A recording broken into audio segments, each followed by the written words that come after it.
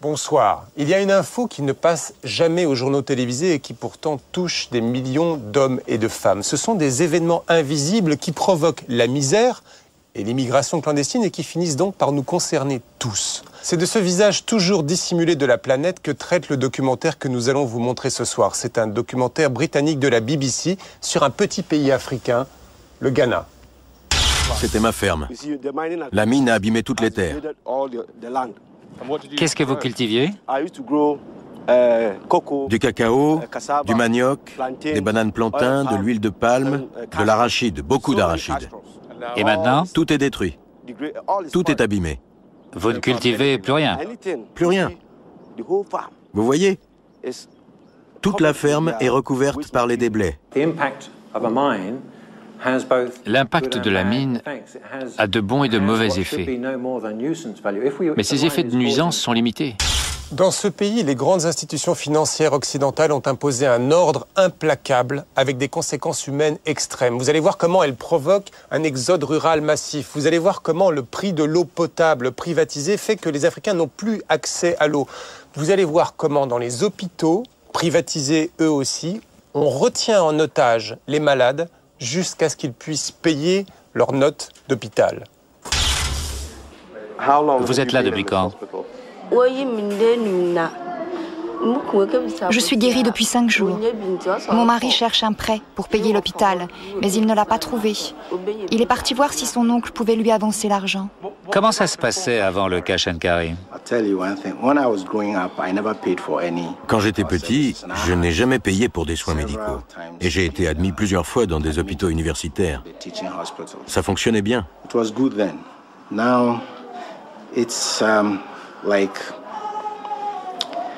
Maintenant, si vous ne pouvez pas payer, vous êtes quasiment condamné. Voilà, alors vous faites peut-être partie des gens qui pensent que mondialisation, ajustement structurel sont des mots compliqués et abstraits. Alors regardez attentivement le documentaire de John Kampfner, Quand le Fonds monétaire international fabrique la misère.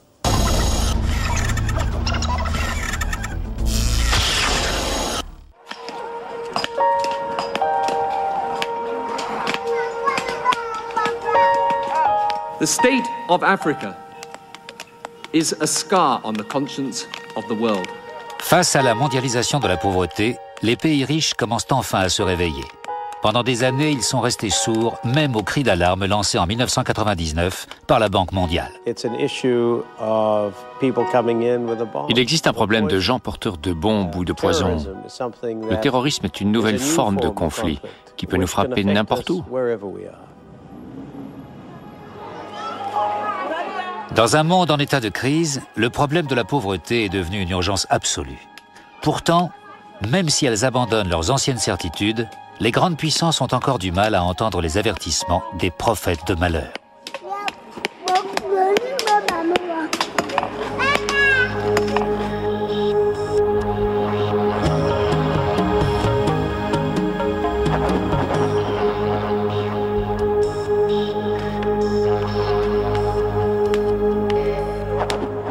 Mary Agekum est assise sur de l'or, mais elle n'en tire aucun profit. Elle habite dans le village de New Atwabo, un village déplacé de l'ouest du Ghana. Elle casse des cailloux 12 heures par jour. La vie est vraiment dure. Je peux à peine m'occuper de mes enfants. Je n'ai pas de quoi les nourrir, encore moins de quoi les habiller. Hier, je n'avais pas assez pour leur acheter à manger en partant au travail. Ils sont restés le ventre vide jusqu'à mon retour, le soir. Ça me rend triste. Élève modèle, c'est ainsi que la Banque mondiale considérait le Ghana. Mais après 20 ans de libéralisme économique, le modèle ne semble pas avoir répondu aux attentes de la population. La famille de Mary vivait relativement bien. Elle possédait une ferme, jusqu'à l'arrivée d'une compagnie minière.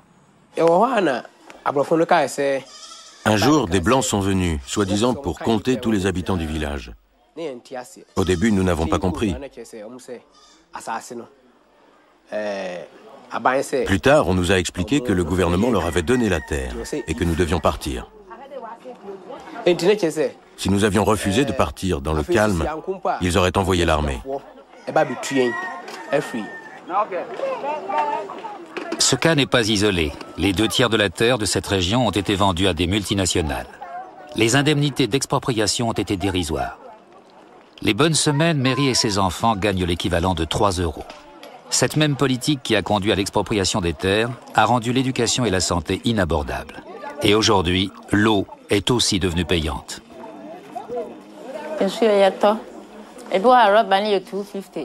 Nous devons acheter notre eau. Le prix d'un seau d'eau varie. Quand je n'ai pas assez d'argent, nous l'achetons à crédit et payons après avoir gagné suffisamment d'argent. Nous payons aussi pour utiliser les toilettes. Parfois, quand je ne peux pas payer, je demande aux gardiens d'y aller gratuitement. Et quand je les ai trop sollicités, je vais dans la nature. Cette pratique est appelée la récupération des coûts. L'application de cette politique était l'une des conditions imposées par la Banque mondiale et le FMI en échange des prêts accordés.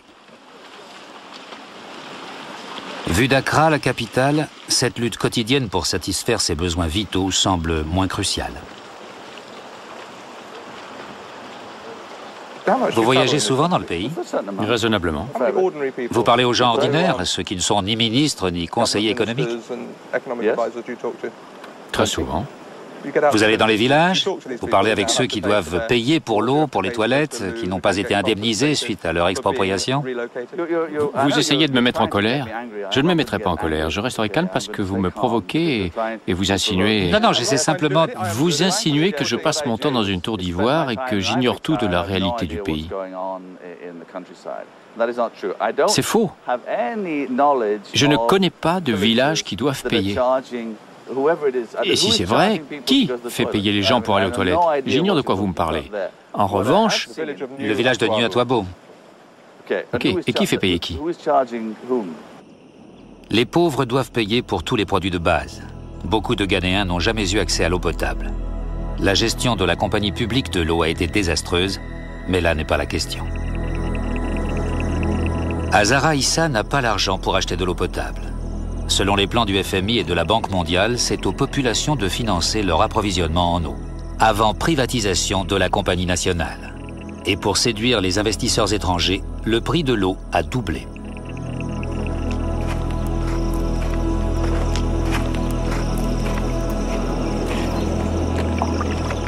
Deux fois par jour, Azara se rend à une mare située à plusieurs centaines de mètres de son village. L'eau est infestée de vers de Guinée, elle sait ce qu'elle risque, mais elle n'a pas le choix.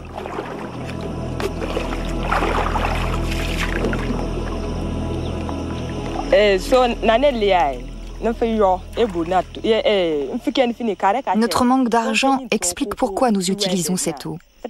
L'argent qui pourrait payer l'eau du puits sert à acheter de la nourriture, comme le cacao pour notre petit déjeuner. C'est comme ça depuis que nous ne pouvons nous permettre d'avoir les deux. Pour nous, il vaut mieux acheter de la nourriture et d'autres produits et aller chercher de l'eau gratuite, parce qu'avoir de l'eau potable sans nourriture ne sert à rien.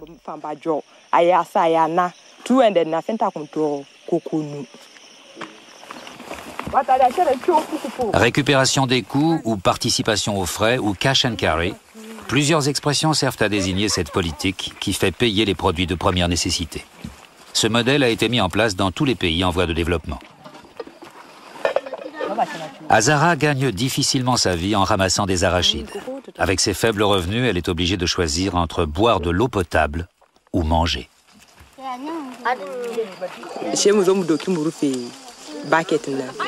Nous recouvrons notre seau avec une toile pour filtrer l'eau et éviter les maladies. À la maison, après l'avoir filtrée, nous la mettons sur le feu et la faisons bouillir pour tuer les microbes et l'odeur.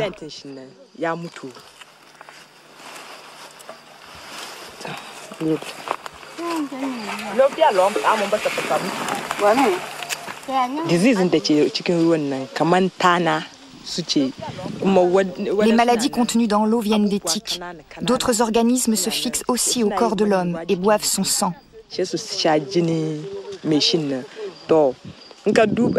Une fois fixés, et avant qu'on s'en aperçoive, ils ont déjà sucé votre sang.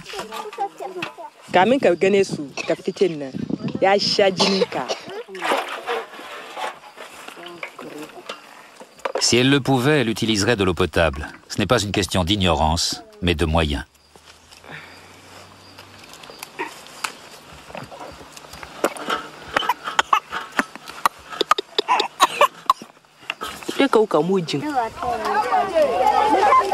La Banque mondiale a décrété que les pays endettés ne devaient plus dépenser d'argent pour les services publics de base comme la distribution de l'eau. Dans ce village, on applique donc le concept de la récupération des coûts. C'est un peu un self-service. On apporte son seau et on paie cash. Cette règle qui prévaut pour les pauvres n'affecte pas les riches. Ainsi, en Amérique, le gouvernement fédéral a investi des millions de dollars pour que le système public de l'eau continue à fonctionner. Au sein des villages, des tensions nouvelles sont apparues. Ici, une femme quémande de l'eau potable à ses voisins parce qu'elle ne peut pas payer, ce qui provoque une dispute.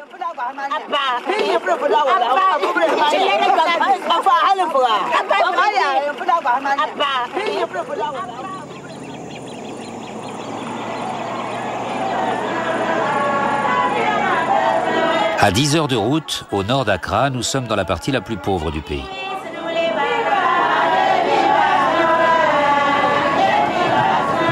Cette région était le grenier à riz du Ghana. Elle fournissait du travail et de la nourriture en abondance. Les politiques de la Banque mondiale ont tout changé.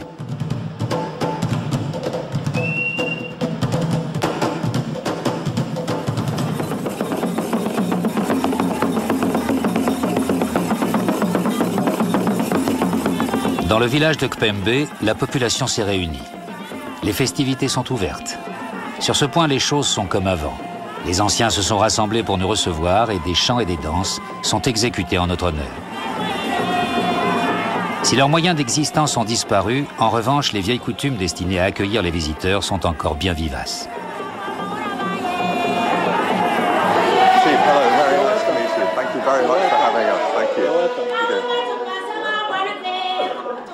Le chef est entouré de sa cour, mais même s'il respecte la tradition, les esprits bougent. Une nouvelle conscience politique émerge, elle conteste le nouvel ordre économique. Vous cultiviez le riz, vous possédiez plusieurs centaines d'hectares de rizières dans la vallée de Katanga. J'étais un des plus riches producteurs de riz du Nord. À cause du changement de politique, je n'existe plus. J'employais beaucoup de gens à la ferme, ici, dans la vallée de Katanga. Qu'est-il arrivé à la production de riz local? Cultivez-vous toujours du riz? Qu'est devenue la grande ferme que vous possédiez? La production locale a quasiment disparu.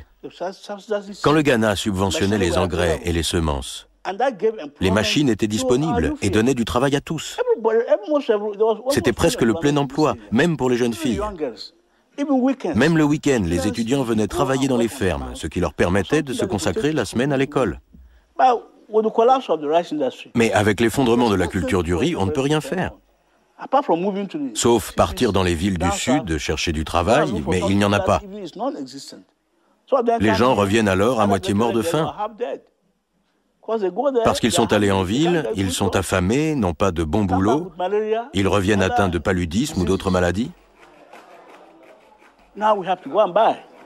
Maintenant, nous devons acheter notre riz. Un demi-sac de riz, 50 kilos, coûte 300 000 cédis. La politique du FMI est très négative et affecte dramatiquement toute la région. Notre niveau de vie est tombé très bas. On nous sort des chiffres, le Ghana fait ceci, fait cela. Nous n'en voyons pas les effets sur la population. Le Ghana dépense maintenant 100 millions de dollars par an pour importer du riz de pays comme les États-Unis. La suppression des subventions à l'agriculture locale s'est donc accompagnée de la suppression des barrières douanières. Cette économie de marché, dans sa forme la plus pure, est une sorte de darwinisme économique. La sélection naturelle passe par la survie du plus fort. On a demandé au Ghana d'orienter sa production sur 2 matières premières d'exportation, l'or et le cacao, et de laisser tomber le reste. Simple variation sur un thème remontant à l'ère coloniale.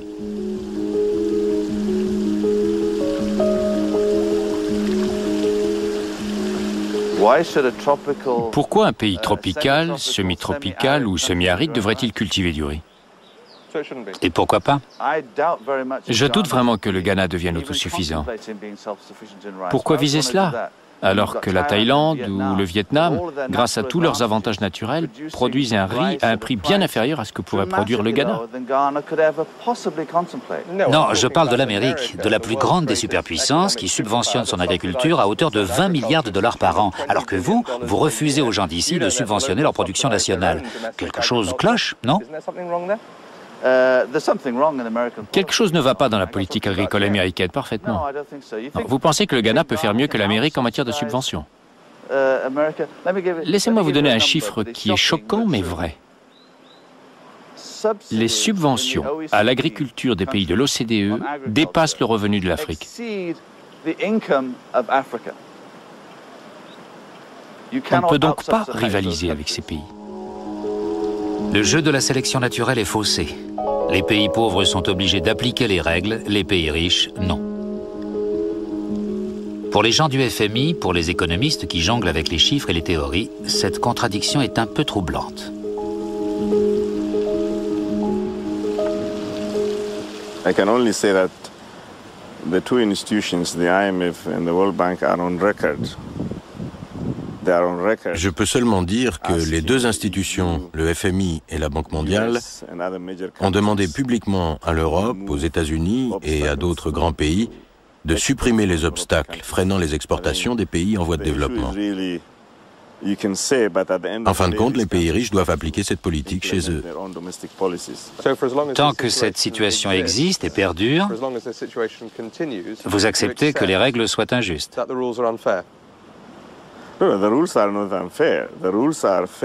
Les règles ne sont pas injustes, elles sont justes. Les pays doivent les appliquer. C'est donc la situation qui est injuste. La situation est injuste, mais les règles sont équitables. Le libre-échange, tout ce qui contribue au libre-échange est juste.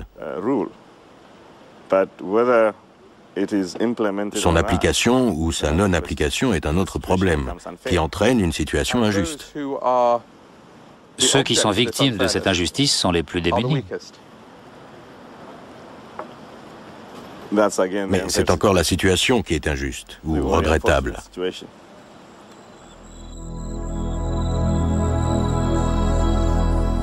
La situation est tellement désespérée que personne ne prend ses responsabilités. Les institutions blâment les gouvernements qui n'appliquent pas ce qu'elles prêchent. Les gouvernements blâment les institutions de prêcher des choses fausses.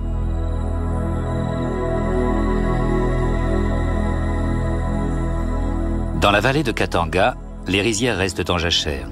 Il n'y a plus ni travail ni emploi, et les biens de première nécessité manquent. Le même scénario se répète dans d'autres pays.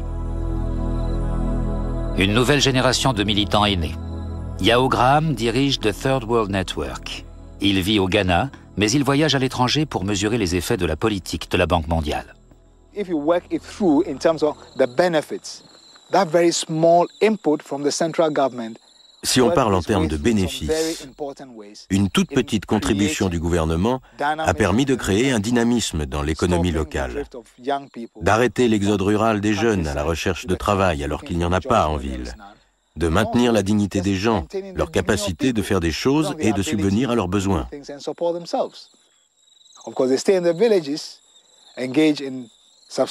Alors ils restent dans les villages, se lancent dans une agriculture vivrière, mais n'ont pas les moyens de payer pour les services sociaux de base, comme l'éducation, la santé, l'eau. Nous sommes dans un cercle vicieux. Les prêts étaient soumis à conditions. Coupe dans les dépenses publiques, ouverture des marchés, suppression des subventions, faire payer les services publics. Et les prêts ont entraîné des dettes. En l'an 2000, le Ghana a dépensé moins de 4% de son budget pour la santé et 7 fois plus pour rembourser les intérêts de sa dette. Nous sommes à l'hôpital principal de Tarkwa, au cœur de la région minière. Il doit maintenant s'autofinancer. En clair, c'est aux malades de payer l'addition. Les gens doivent payer pour leurs frais de santé. Cette jeune femme, savez-vous si elle a payé ? Elle devra payer pour son admission. Combien a-t-elle payé pour son admission? Elle n'est pas encore guérie. Quand elle partira, alors nous calculerons ce qu'elle nous doit. Elle paiera quand elle sera guérie. Et les autres malades, c'est pareil pour eux? Les médicaments, qui les paie? Les malades. Ils paient les médicaments, c'est du cash and carry. Cash and carry, vous appelez ça comme ça. Et c'est quoi au juste? Le principe du cash and carry a été mis en place par le ministère de la Santé. Depuis des années, il y a un problème de financement du ministère et du système de santé. On a pensé qu'il était sage d'introduire ce que l'on appelle la participation aux frais. Depuis qu'on a réalisé que le gouvernement seul ne pouvait pas prendre en charge la santé de la population, les gens qui en ont besoin doivent payer. Conséquence du principe du cash and carry, Betty Krampa est prisonnière de l'hôpital. Elle vient de donner naissance à des jumeaux dont l'un est mort au cours de l'accouchement. Elle ne peut pas payer les médecins. Son mari est au chômage, ses parents sont morts. Comme le personnel de l'hôpital qui doit l'obliger à rester, elle a honte. Mais il faut que les usagers paient pour que l'hôpital puisse fonctionner.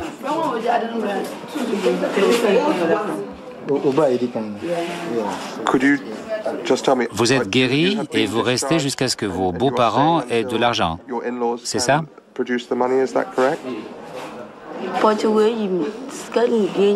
J'aimerais rentrer à la maison, mais je n'ai pas de quoi payer. Vous êtes là depuis quand? Je suis guérie depuis 5 jours. Mon mari cherche un prêt pour payer l'hôpital, mais il ne l'a pas trouvé. Il est parti voir si son oncle pouvait lui avancer l'argent. Comment ça se passait avant le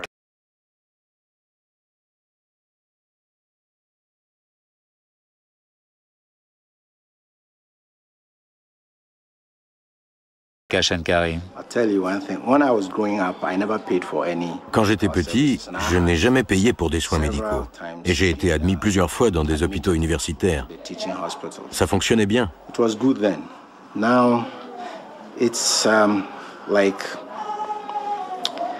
Maintenant, si vous ne pouvez pas payer, vous êtes quasiment condamné. Condamné par une montagne de dettes, alors que le pays vit sur une montagne d'or. Pour moi qui ai un peu voyagé dans la région, c'est une situation étrange. Les compagnies minières font d'énormes profits. Tarkwa devrait être riche. Vous êtes assis sur de l'or. Sur une mine d'or. Et ici, vous retenez des gens parce qu'ils ne peuvent pas payer leurs frais médicaux. Pourquoi?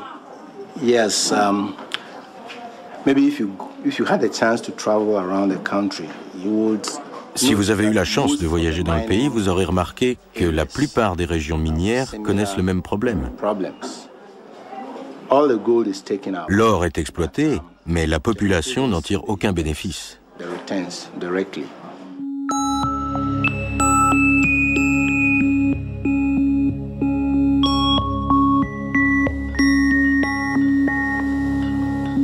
Au temps des colonies, le Ghana s'appelait la Gold Coast, la côte de l'or. Le pays a toujours beaucoup rapporté aux étrangers, mais la richesse n'est jamais revenue à la population. Quand le Ghana accède à l'indépendance en 1957, les principales industries comme l'or sont nationalisées. Mais au début des années 80, l'économie s'effondre, la corruption a tout gangréné. Le FMI et la Banque mondiale proposent alors leur programme d'ajustement structurel. Leur message est simple. Il faut se tourner vers l'exportation et faire revenir les sociétés étrangères pour gérer les affaires. Il y eut d'abord des privatisations, puis des incitations fiscales, des exemptions d'impôts temporaires de 10 ans, des paradis fiscaux, une législation sur l'environnement réduite au minimum.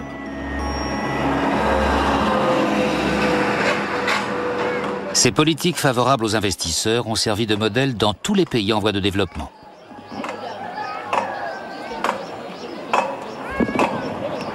Nous sommes dans le village de Doumassi.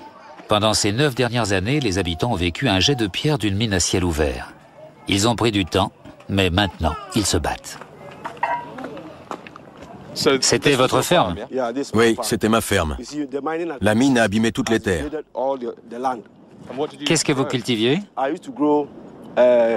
Du cacao, du manioc, des bananes plantains, de l'huile de palme, de l'arachide, beaucoup d'arachide. Et maintenant? Tout est détruit. Tout est abîmé. Vous ne cultivez plus rien? Plus rien. Vous voyez? Toute la ferme est recouverte par les déblais. La plupart des déblais ont été déversés sur les champs d'arachides. On n'a plus rien. Nous n'avons pas d'argent pour payer l'école aux enfants. C'est tout près, non? Une centaine de mètres. La distance entre le village et la mine est trop petite. Nous avons eu des réunions avec la compagnie. Mais ce qu'ils veulent, c'est que la mine fonctionne. Ils ne pensent pas à ma vie. Quand ils ont décidé de creuser ici, qu'ont-ils fait? Ils sont venus au village? Oui. Et ils vous ont donné des explications sur ce qui allait se passer? Ils sont venus. Ils sont venus il y a 9 ans. Cette compagnie met vraiment la pression. Lorsqu'ils sont arrivés, ils ont dit qu'ils avaient l'autorisation d'exploiter. Puis le gouvernement la leur a donnée. Ils ont fait venir l'armée et la police pour exercer leurs activités minières. Aussi, quand on va sur nos terres, ils se montrent violents. Des allégations de ce type se sont soldées par une série de manifestations contre les activités des compagnies minières. Les gens des villages voisins se sont mobilisés.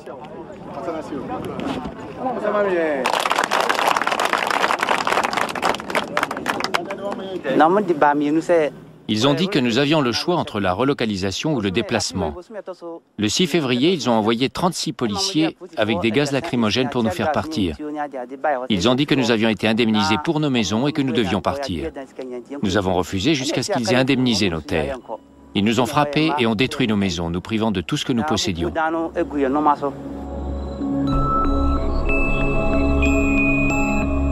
Pour les habitants de Kieyewerre, le choix est impossible.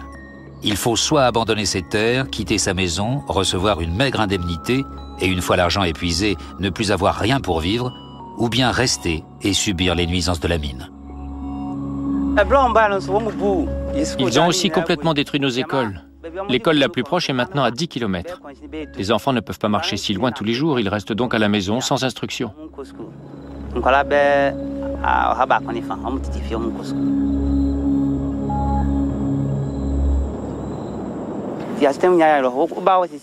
La vie est devenue très dure pour nous. Si vous venez maintenant dans notre village, vous verrez que l'on habite des cabanes. Mais maintenant, à Douamassi, vous avez reçu le soutien de votre chef et je suis certain que tout va s'arranger. Les compagnies minières gardent un œil attentif sur ce mouvement de protestation grandissant.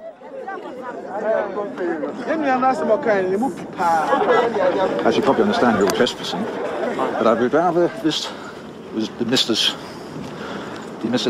as soon as you like, okay? Yeah. So doors open down there for the BBC people. Good. We'll come down and see you.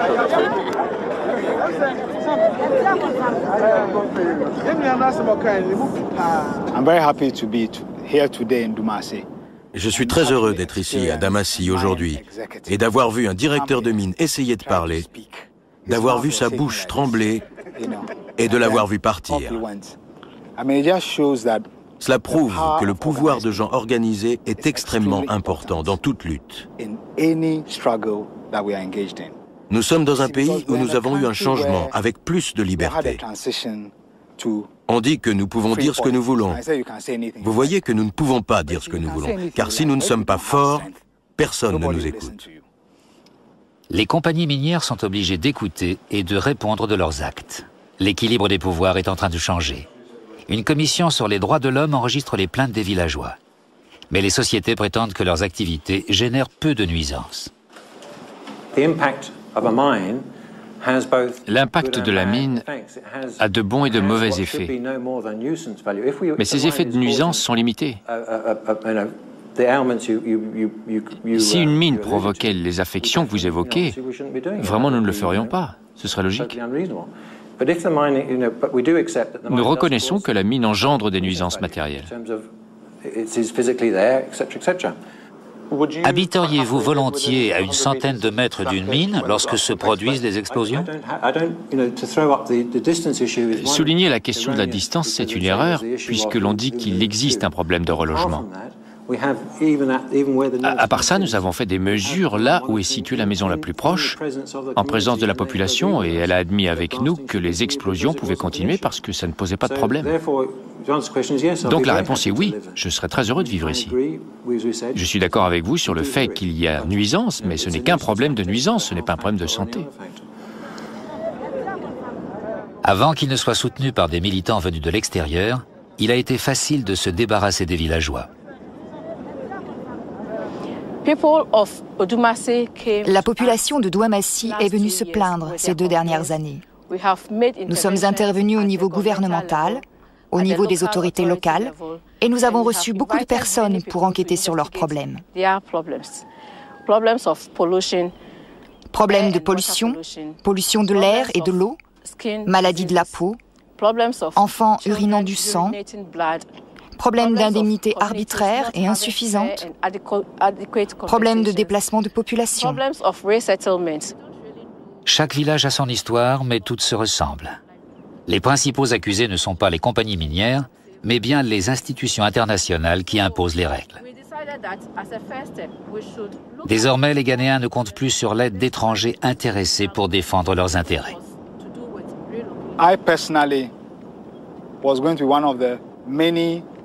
J'aurais dû, comme des centaines de milliers de personnes, manifester devant les sièges du FMI et de la Banque mondiale à Washington.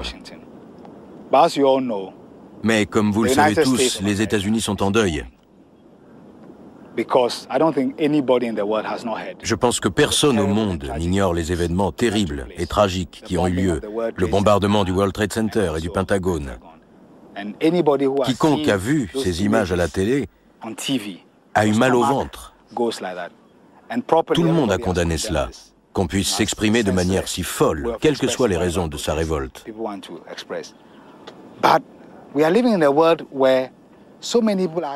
Mais nous vivons dans un monde dans lequel beaucoup de gens qui n'ont pas de pouvoir sont convaincus que si les grandes puissances ne deviennent pas de plus en plus sensibles aux demandes des pays les plus pauvres, le monde entier sera en danger. Tout en condamnant ce qui s'est passé en Amérique, nous avons tous le devoir de faire pression sur la politique étrangère et sur la politique mondiale pour qu'elle soit plus attentive à la condition des gens.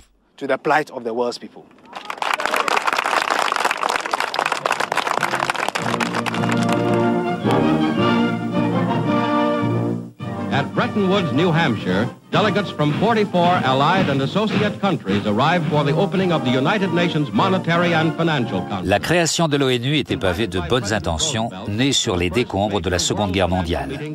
Le FMI et la Banque mondiale, son bras armé, ont été les 2 piliers qui devaient guider le monde vers une nouvelle ère de prospérité. Les nations récemment décolonisées allaient tomber dans leurs bras. Pour sortir de leurs anciennes dépendances, de nouvelles industries ont été développées. Et pour sortir de la pauvreté, le commerce a été encouragé.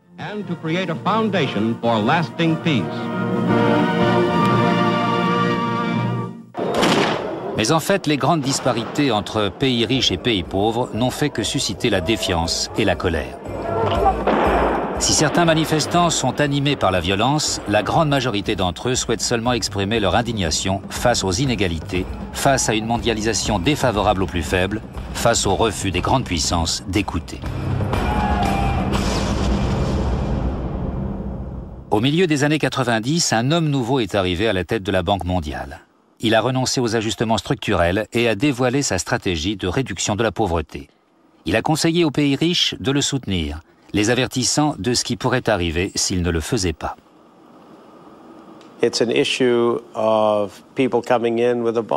Il existe un problème de gens porteurs de bombes ou de poison. Le terrorisme est une nouvelle forme de conflit qui peut nous frapper n'importe où.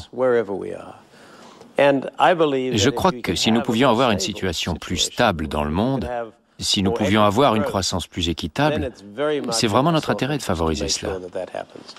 Mais cela ne s'est pas produit et la contestation a grandi.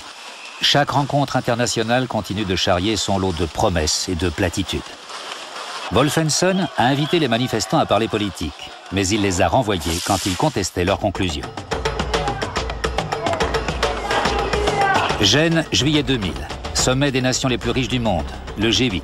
300 000 personnes dans les rues. Un manifestant est mort. C'était l'un des derniers grands rassemblements du mouvement anti-mondialisation.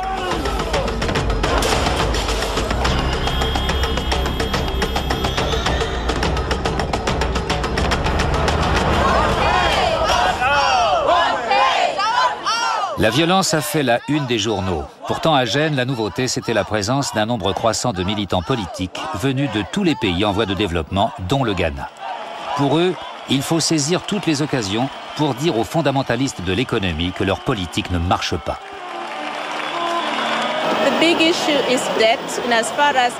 La grande question, c'est la dette qui agit comme un levier, car elle détermine les programmes mis en place, comme les ajustements structurels, dont découlent des mesures comme la privatisation des biens publics et maintenant des entreprises de services publics, comme l'eau. La dette est à l'origine de la libéralisation de l'agriculture, des marchés, du commerce, des taux d'intérêt qui agissent directement sur notre productivité et notre capacité à participer au développement de notre pays. De retour à Accra, Hélène Wangoussa est à la recherche de témoignages. Elle a rendez-vous au marché principal avec un groupe de ces travailleurs particulièrement vulnérables. Nous sommes avec un groupe de jeunes femmes venues du Nord, coupées de leur milieu d'origine. Ce sont des manutentionnaires, des porteuses, qui gagnent seulement 15 000 cédis par semaine. Quand on voit ce qu'il leur faut pour vivre, il leur reste très peu. Décris-moi une journée de travail type. Nous nous levons à 5 heures, arrivons sur le marché à 7. Notre patronne arrive vers 7h30. Nous ouvrons le magasin et installons les étals. Et quand les gens commencent à arriver, nous commençons à porter la marchandise. Vers 16h, nous démontons les étals. Quand nous avons fini, il est 5 heures et nous rentrons chez nous. Combien d'années as-tu passé à l'école? Je ne suis jamais allée à l'école. Si tu en avais eu l'occasion ou le choix, qu'aurais-tu aimé faire? Si j'étais allée à l'école, je sais que j'aurais trouvé un meilleur travail. Si j'avais été à l'école, j'aurais adoré apprendre la couture. J'aurais aimé savoir coudre. Comment la Banque mondiale et le FMI peuvent-ils savoir ce qu'est la pauvreté s'ils ne viennent pas la rencontrer au sein de la population? Ils tiennent leur connaissance d'analyses faites dans les livres par des économistes. Leur définition de la pauvreté est différente de celle faite par les gens eux-mêmes. Ici, la pauvreté, ce n'est pas seulement des gens qui vivent avec moins d'$1 par jour. Ce sont ces filles isolées, coupées de leur milieu social. Ça comprend tout ça. C'est aussi une affaire de dignité. Les terroristes qui ont frappé New York et Washington ont choqué et horrifié la population ghanéenne. Les Ghanéens sont viscéralement pro-américains et pro-britanniques. Ici, les tensions religieuses sont rares. Chrétiens et musulmans vivent en harmonie. Mais le 11 septembre a été ressenti comme l'expression de frustration accumulée depuis quelque temps.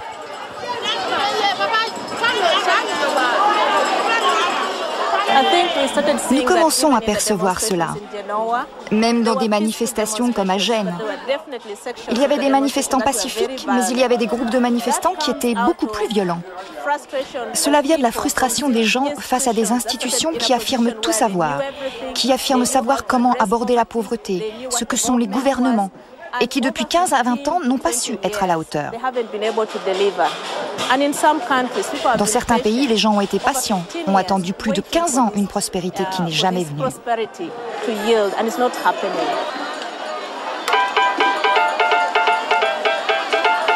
La radio est le média le plus puissant au Ghana et Vib FM est une des stations les plus influentes. Son émission la plus populaire, Point Blank, reçoit des appels d'auditeurs.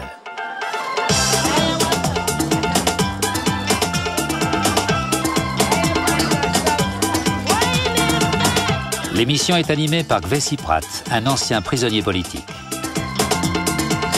Hello and welcome to this week's edition of Point Blank. Today we are going to look at the whole concept of globalization. Aujourd'hui, la Banque mondiale tente de se donner une image de banque à l'écoute. Les relations ont changé. La banque doit justifier sa politique à un public de plus en plus averti. Le programme d'ajustement structurel est maintenant passé au crible, avec une remise en cause des conditions imposées par les prêts. conditionalities, I mean, they cover all sorts of different areas. If you can just take the main ones, you know. You name it, there have been, at various times, it has to be said, conditions in almost every sector. But actually, I wanted to know what those conditions are. Well, you know, they're not particularly secret, and they are. Sometimes, if you wanted... You look quite uncomfortable talking about No, I'll talk about conditions. Okay. No, it's just that there are so many of them. Ce sont les nouvelles tactiques de la Banque mondiale. Débattre sur le principe et promettre des changements. Mais sur le terrain, les conditions imposées sont appliquées avec plus de rigueur que jamais.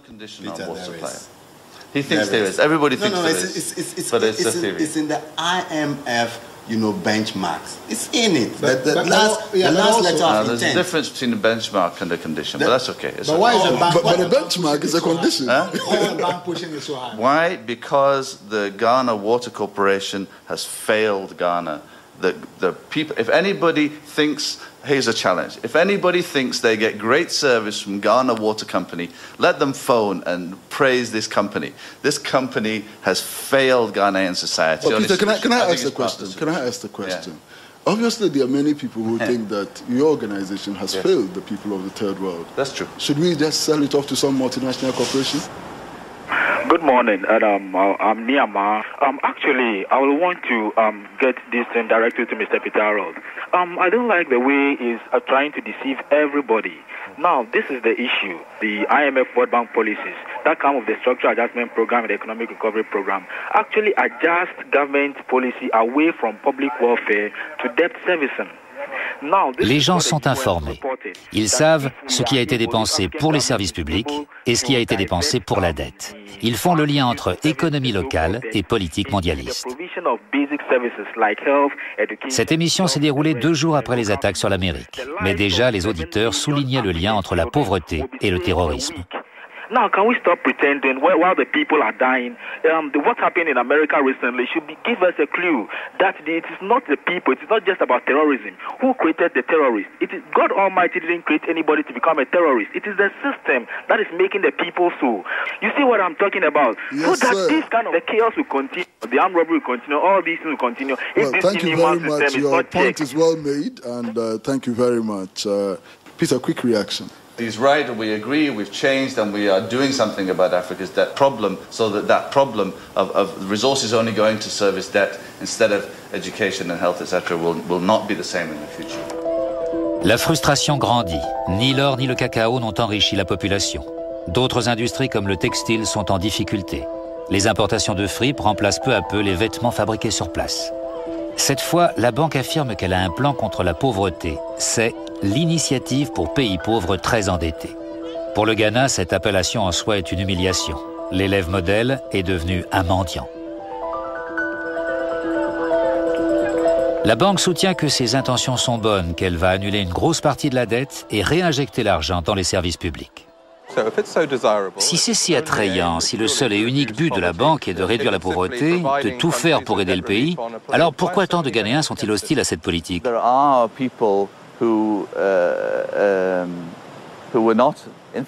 Les gens qui n'étaient guère favorables au programme d'ajustement structurel ont pensé que cela serait encore plus difficile. Ils ne pouvaient imaginer que la Banque mondiale et le FMI plaident en faveur d'un programme qui soulage le pays de sa dette. Ils ne pouvaient imaginer que ce soit le cas alors que c'est la réalité. C'était trop beau. Il doit y avoir un truc. C'était trop beau pour être vrai. Tous les pays ayant subi un ajustement structurel sont endettés jusqu'au cou. Même la Banque mondiale admet que leurs revenus moyens n'ont pas augmenté en 20 ans. Il n'est donc guère surprenant que, compte tenu du passé, les gens ne croient plus aux promesses. Ghana moved from being the great. Le Ghana est passé du rang de grand espoir noir de l'ajustement structurel, d'étoile brillante du continent africain, au rang de pays pauvres et endettés, parmi 40 autres.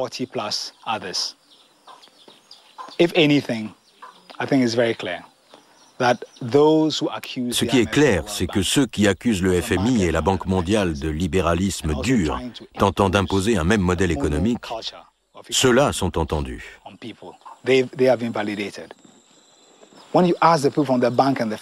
Quand vous demandez à des gens de la banque ou du FMI de vous indiquer un pays dans lequel le modèle a marché, ils commencent par vous dire que les locaux n'ont pas suffisamment appliqué le programme.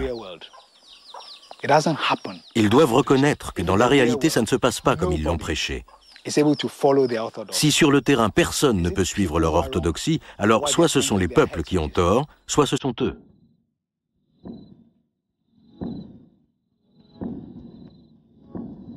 Les institutions se l'avouent, elles se sont trompées. Leurs diktats économiques ont laissé des millions de personnes sur le bord du chemin. Les inégalités sont criantes comme jamais. Dans un contexte marqué par le terrorisme et la guerre, prendre la mesure des déséquilibres de la planète est devenu aujourd'hui plus qu'un devoir, un impératif.